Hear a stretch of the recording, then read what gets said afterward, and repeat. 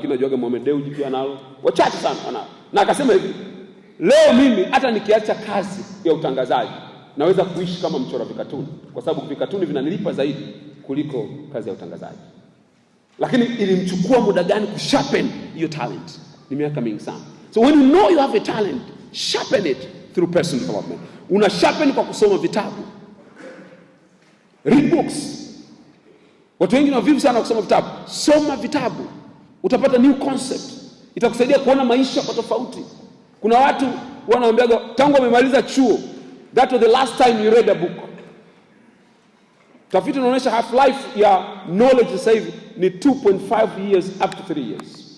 Whatever we know right now, after 2.5 years or 3 years, either itakuwa obsolete kabisa au itakuwa ina value kiwango kidogo sana. So you need to keep on upgrading your knowledge.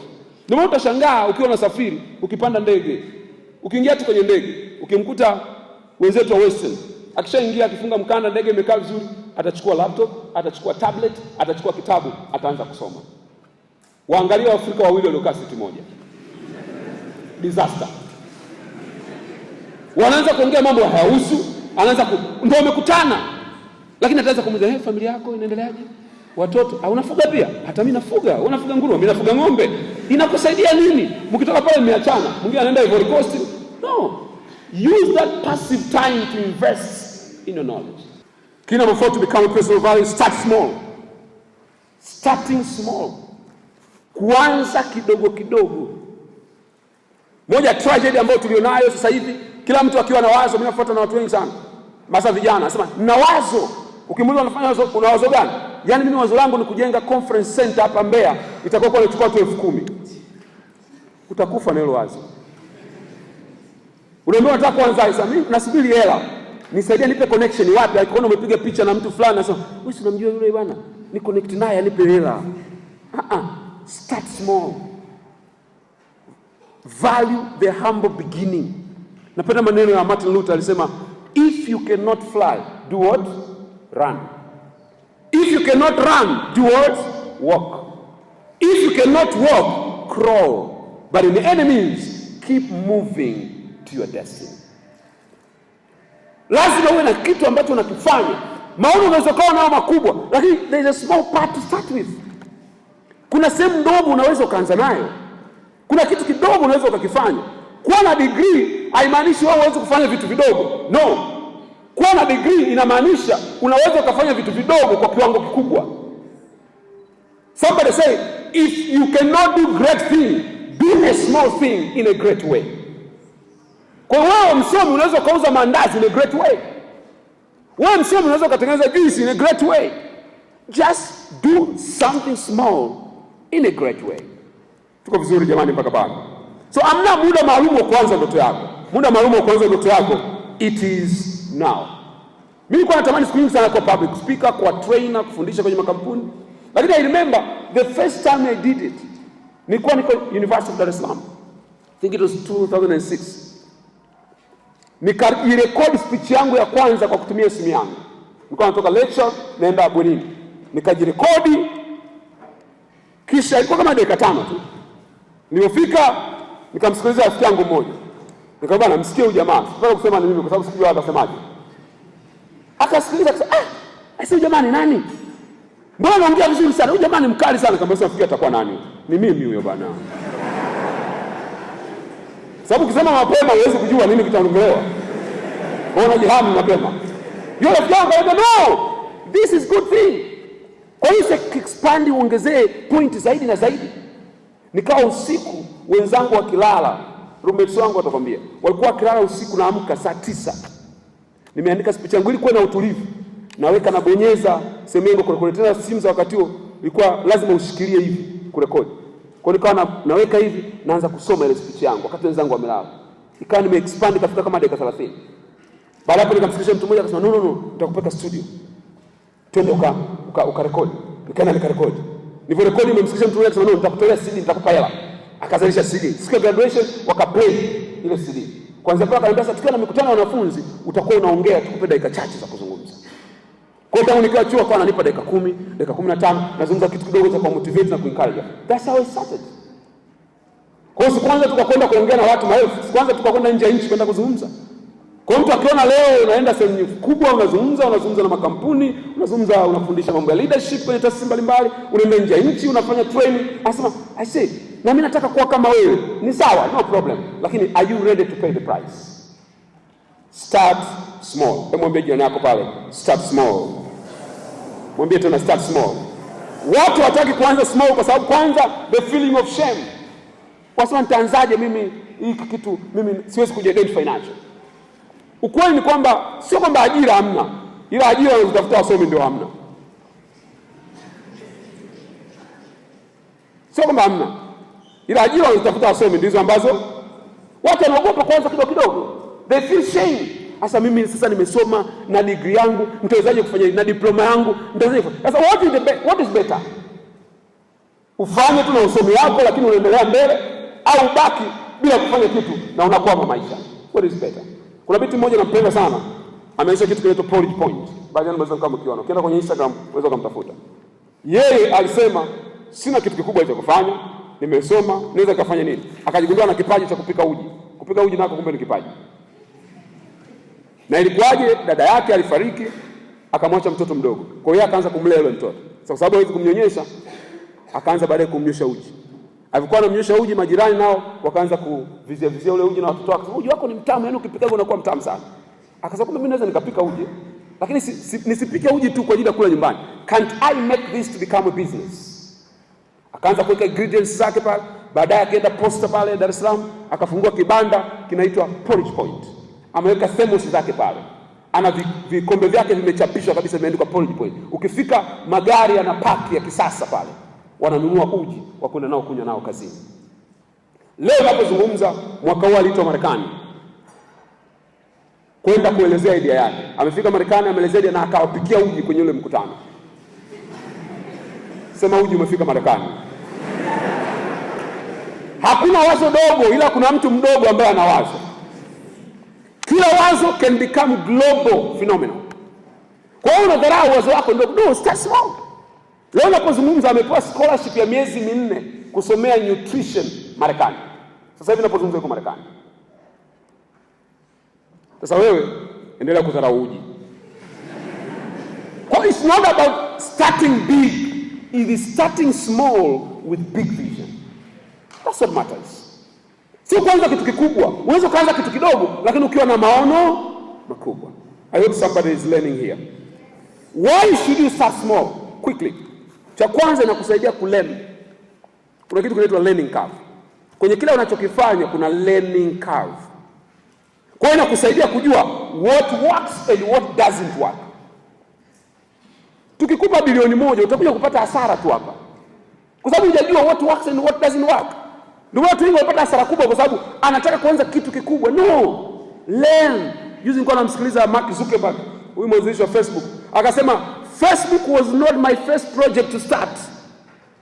Nilishaanzisha vitu vingi, akawa anavielezea na vyote vilifeli. You learn through failure. Unajua mfumo wa shule umetufundisha mtu akifeli ndio hawezi. Lakini mfumo wa maisha mtu akifeli ndio anajifunza. Ndio tofauti yetu. Huku mtu akifeli ana disco. Ndio mfumo wetu wa shule. Sasa kwenye maisha ni tofauti. Aliyefeli mara nyingi anakuwa na ufahamu na ujuzi mwingi kuliko wewe ambaye unaogopa kufeli. If you fear failure, you will not start. So you start so that you can learn. Lakini pili, una attract right people. Unapoanza unavutia watu sahihi kwenye maisha yako. Watu hawapendi kuona watu wenye mawazo, wanapenda kuona watu wanaofanya. Kwa hiyo kila siku unasema, "Nawazo fulani, nawazo fulani." No, kila mtu ana mawazo. Ila watu wakikuona unafanya, wanasema, "Huyu tunaweza tukamsaidia jambo. Huyu tunaweza tukampa opportunity." Kwa mfano wao niliokutolea huyo binti. Kuna mtu alimuona kwenye Instagram. Sasa si yule post nini kwenye Instagram? Lakini akaona post kazi zake, mtu akamwona kutoka Marekani. Akasema, "This girl akisaidiwa kidogo anaweza kufika mbali." Na I'm sure akirudi atarudi na hela, fund watampa. Kwa sababu kuna mtu ameona kitu anachokifanya. Sasa wewe kila siku unatutishia tu. Mimi nikianza kuimba, Diamond Alikiba au ni mbali, au ni ndani. Ninaimba mimi. Umeimba wapi? Hatujai kukuona. Start. So, mimi napenda sana biashara. Mimi mdogo wangu wa mwisho alikuwa ananiambia anapenda, asema Yudo. Alikuwa ananiambia anapenda sana kufanya biashara, naomba nikimaliza unipe mtaji. Nikamwambia sitakupa mtaji. Si unapata boom? By the way, alikuwa apati boom, tulikuwa tunamlipia. Lakini tunampa hela matumizi. Nikamwambia hela nayokupa matumizi shuleni, itenge sehemu uanze biashara yako. Hakunielewa mwanzo. Yeye anapenda mambo ya fashion, anavaa vizuri. Nikamwambia fanya kitu chenye passion yako. Akawa anaanza, boom akiona limetoka, anakuja Dar es Salaam anachukua vitu, watu wanaagiza TV, viatu, si nguo, anaenda anawauzia. Alikuwa akija likizo anambia huwezi kukaa nyumbani. Namtafutia rafiki Kariakoo, nampa nauli, anaenda kushinda Kariakoo kule kuuza maduka. Akifika kule hakuna msomi kule, wote hawajasoma, lakini alikuwa anaona hela zinazoingia. Leo nazungumza amemaliza chuo, ameanzisha duka lake na biashara yake. Kwa nini? Alianza mapema wakati bado ana kitu kidogo. Kama uwezi kuanza na kitu kidogo, uwezi kutuconvince kwamba unaweza kuanza kitu kikubwa. Tuko pamoja eh? Kwa you attract right people. Lakini tatu, inakusaidia kwenye management skills. Una improve management skills yako. Namna kufanya vitu, unakuwa na ujuzi wa kufanya mambo. Knowledge una learn, skills unafanya. Tuna watu wengi wenye knowledge lakini hawana skill. Kwa hiyo watu wanaweza kuelezea gari vizuri kabisa, lakini hawezi kulitengeneza, sio?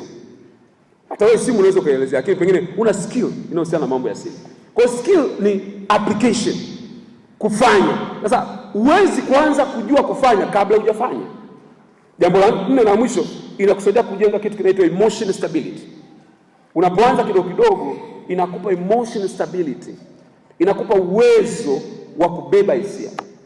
Unajua inawezekana ujui. Jana nilikuwa nasoma article, nafikiri kuna mmoja wa wataalamu wa Amazon, Apple. Wa kampuni ya Apple ambaye ndio amekuwa na design siku zote hizi software na nini tunazoziona za Apple mpaka Apple inakuwa hivi. Ametangaza kuacha kazi Apple na kuanzisha kampuni yake. Mara alivyotangaza, ndani ya dakika 10 Apple imepoteza $9 bilioni ngapi? Figa sikumbuke vizuri. Ngapi? Bilioni 9 USD, right? Imepoteza $9 bilioni. Sasa unasijua $9 bilioni? Sasa utawezaje hivyo? Umeshakufikiria sasa hivi director wa Apple anawaza nini? Emotionally ikoje? Kwa hiyo unapoanza kidogo kidogo, acha utatapeliwa, utapata hasara, lakini you build your emotional stability ili kesho uweze kumudu vitu vikubwa na mikiki ambayo itaambatana na kupoteza sana. Si unaelewa vizuri mpaka pale? Okay, so swali ambalo ninaachia kwenye point hii ni kwamba what can I start today? Nini unaweza kuanza kufanya leo? Kwa hapa ulipo Musti, unaweza kufanya nini? Kuna binti moja nilifundisha ili somo kule Mzumbe, akaanza kutengeneza juice akiwa mwaka wa 2. Sasa ameshamaliza. Nakumbuka tuenda pia kufanya mkutano mmoja wa fursa. Yeye ndo ali-supply juice pale. Akaanza tukuza juice. Ananua matunda, akanunua blender yake tu ya kawaida, akawa anatengeneza juice, anapeleka restaurant. Akaongea na wale restaurant, akawa anatengeneza juice chumbani kwake, anaenda anauza pale. Na wanafunzi wenzake wananunua. Lakini yeye anapata nini? Pesa. Haimuathiri chochote. So what can you start today? My final key for today ni taking personal responsibility. Kama unataka kuwa personal value, lazima uwe mtu ambaye una take personal responsibility. Moja ya ukweli mchungu sana ambao unaweza kupata kwenye maisha yako ni kwamba no one is responsible for your life. No one. You are 100% responsibility for your own life. Watu wengi sana hawataki kuamini hili. Ndio maana vijana wengi sana wanalaumu sana. Utakuta mtu analaumu mzazi wake, atalaumu walimu wake, atalaumu chuo alichosoma, atalaumu serikali, atalaumu kila mtu, kwa sababu hawajachukua personal responsibility. You are 100% responsible for your life. No one is coming to save you. No one is coming to save you. Usipofanya unachotakiwa kufanya, if you don't go for your dream, no one will go for you. Kwa lazima unapoamka asubuhi, unapoishi, jua kwamba nina wajibu 100% kuhusiana na maisha yangu. Somo nilisoma story moja, watoto walikuwa wanacheza kwenye ice. Alizungumza mtu mmoja anaitwa Les Brown. Walikuwa wanachezea barafu. Kule nchi za wenzetu barafu inaweza ikaganda ikawa kama ardhi kabisa kama hivi. Kwa hiyo wanacheza juu ya barafu. Walipokuwa wanacheza walikuwa wawili. Walipokuwa wanacheza, bahati mbaya kuna sehemu ile barafu ilikuwa ngumu sana. Kwa hiyo ikatoboka. Kwa hivyo toboka, mtoto mmoja akawa ameingia ndani ambako ndo kuna baridi sana. Kwa akawa amebakia sehemu ndogo sana ya mwili wake. Yule mwenzake akaanza kuhangaika namna kumsaidia. Baadaye akaenda akakata mti, akaja akampa, akashika mpaka akaweza kumtoa, lakini it was almost impossible kuweza kufanya hicho kitu. Baadaye kuna watu ziko very advanced walikuwa wameona kwenye mitandao, kwa hiyo rescue medical team ikaja. Wakati imefika wakakuta tayari ameshamtoa. Sasa kila mtu akawa anashangaa, anasema huyu mtoto amewezaje kumtoa mtoto mwenzake kwenye hali kama hii? Kitu ambacho sisi tunasomea mambo ya rescue ni kitu kati ya operation ngumu sana kuifanya kwa watu. Wakawa wanajadiliana pale. Sasa mmoja kwenye timu alikuwa ni mtu mzima kidogo. Akamwambia, I will tell you why. Nitakwambia kwa nini mtoto aliweza. Akasema kwa nini? Akasema it is because there was nobody to tell him that he couldn't do it. Hakukuwa na mtu kumwambia kwamba unachofanya hakitawezekana. Yeye aliamini kwa 100% inawezekana. Ndio maana alifanya nini? Aliweza kufanya. Doing great things in life, lazima utake responsibility. Jua kwamba my future is mine, belongs to me. There's nobody who is going to help me. So, can you say this with me? I'm the CEO of my own life. Wengine hawajasema, hawataki kabisa. Sema tena, I'm the CEO of my own life. Watu hawataki kutake responsibility kwa sababu it is good to blame others. Kulaumu wengine inafurahisha. Si unajua kuna karaha fulani unakapata, si ndio? Ndio kweli wenyewe. Hivi ukikaa pale, kuna juzi ndio na post kama baadhi yenu mliona. Iko kwenye, walikuwa inatembea kwenye Instagram na magroup. Walikuwa wanasema mtu ameandika anasema, I say nimeshakula nimeshiba. Sasa ngoja niende kijiweni tukaanze kuilaumu serikali. Kuna post fulani nilicheka sana. Lakini ilikuwa ina imply kitu fulani kwenye maisha ya watu, ndio? Watu wanapenda, ndio maana mtu akianza kusema, ukianza kumza nini matatizo sasa, unajua bwana mimi yani nilivyo, unajua mwalimu, au akaanza kueleza baba wazazi wake, ukianza kumuonyesha unamhurumia, ukianza kumwambia sasa kwa kweli unachokufanyia wewe sio kizuri, utaanza kuona vimachozi vinaanza kutoka kidogo na vimafua vya gongo. Yaani ukiendelea analia kabisa. Yaani kuna karaha fulani mtu anakapata kwenye kublame watu. Ndio maana watu waachi kublame. Lakini no one has ever been successful in life by blaming someone else. Unapoblame mtu, kuna very impact psychological inatokea. Uwezo wako wa kufikiri kutatua hilo tatizo unaondoka. Kwa sababu unaiambia brain yako, sina wajibu wa kusolve hili tatizo. Mwenye wajibu wa kusolve hili tatizo ni yule ambaye inamlaumu. Sio wewe kukutana na mtu ana miaka karibu 40. Nimefundisha training sehemu, akatoka akasema, "Sio umeongea ukweli kabisa, lakini mimi kwa kweli maisha yangu sioni kama yatabadilika." Nikamwambia kwa nini? Wazazi wangu kwa kweli kunitendea haki. Nikamwangalia uso wake alivyokomaa, yani sikutaka kuamini kwamba mtu wa umri huo anaweza kaendelea kulaumu wazazi wake. Nikamuuliza, brother, una miaka mingapi? Nafikiri sema 42 kama sio sahihi. 42. Nikamwambia okay. Ulitoka nyumbani kwenu ile kuacha kuishi na wazazi ukiwa na umri gani? Akasema nilikuwa na miaka kama 16 17. Nikamwambia kwa wazazi wako walikuwa na mamlaka juu yako miaka 16 17. Leo una miaka 42. Tufanye hesabu. Chukua 42 toa 16. Unapata ngapi? 26. Nikamwambia miaka 16 umekuharibia maisha. Miaka 26 umeshindwa kuyatengeneza. Kosa ni la nani?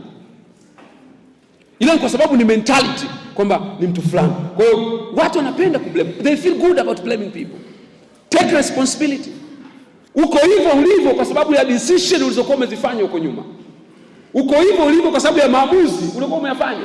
So if you don't like your life today, change your decision. Kama upendi ulipo leo, badilisha unavyoishi. Kesho utakuwa sehemu ambayo unatakiwa kwenda. So what do you need to do? Number 1, kwenye take responsibility, kuna mambo matatu ya msingi ninapokwenda kumalizia. Jambo la kwanza, amua to take full responsibility about your life.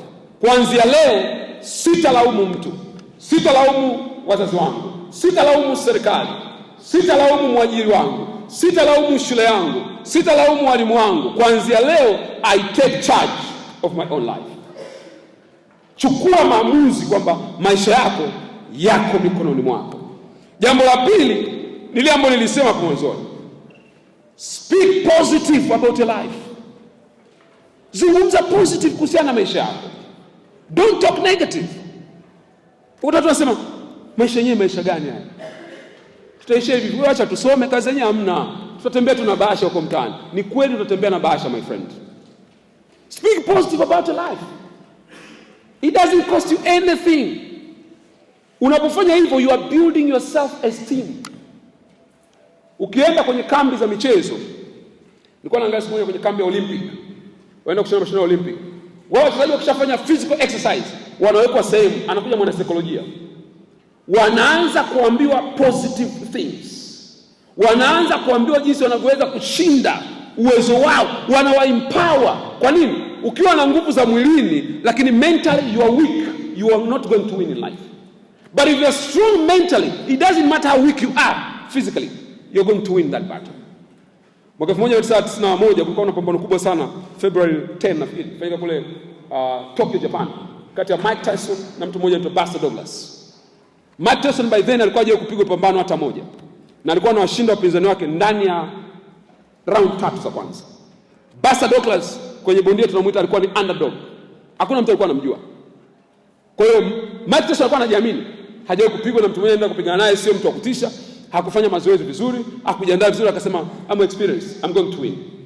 Buster Douglas wiki chache kabla pambano alijapigwa, mama yake alikuwa anaugua kansa, na alimwambia mama, the best gift I'm going to give you, nitakwenda kumpiga Mike Tyson. Bahati mbaya mama yake akafariki. Siku chache kabla hajaingia ulingoni, akapata divorce na mke wake. Maamuzi ya divorce mahakamani, akatoka na mke wake. Akaambiwa anatakiwa mlipe millions of dollars. Alipomlipa akabaki bankrupt. Kwa hivyo kwa kwenda ulingoni, amepoteza mama yake ambaye alimwahidi atashinda, na wakati amepoteza ndoa yake na pesa zake kwa ujumla.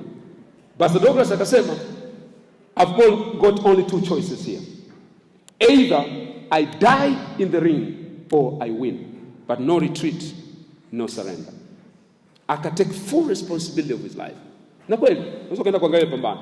Wakapigana nafikiri fika mpaka round ya 6 7 huko. Kwa mara ya kwanza Tyson anafikishwa hizo round. Kuna wakati akapigwa mpaka kaanguka chini, mpaka refa akajua Buster Douglas ainuki tena. Lakini ghafla anataka kumalizia count zile anazo count, akashangaa jamaa ameinuka. Alivyoinuka akaja kushinda lile pambano. Wakati wanamuoji, nini kulikusababisha ushinde? Akasema ni kwa sababu ndani ya moyo wangu nilikuwa nimeshaamua I'm going to win this. Na wewe lazima kuwe na vitu katika maisha yako ambazo unasema I must win the things in my life. Lazima nivipate kwenye maisha yangu. Lakini cha mwisho, cha tatu, never justify. Usihalalishe kushindwa kwako. Usihalalishe hali yako. Watu wengi sana wakiwa wamepitia mambo magumu, wakiwa wamepitia shida kwenye maisha, wanakaa wanasema mimi. Na ukisikia story zao unaonea huruma kabisa. Akikuelezea umaskini ulioko nyumbani kwao, akikuelezea matatizo na magumu aliyoyapitia, unasema kwa kweli katika watu wanastahili kukata tamaa, huyu pia anastahili kukata tamaa. Sasa usijustify. Unaweza ukawa na reason, forget about it and move forward. Sahau, endelea mbele. There are things you cannot change in life. Vimeshatokea, huwezi kuvibadilisha.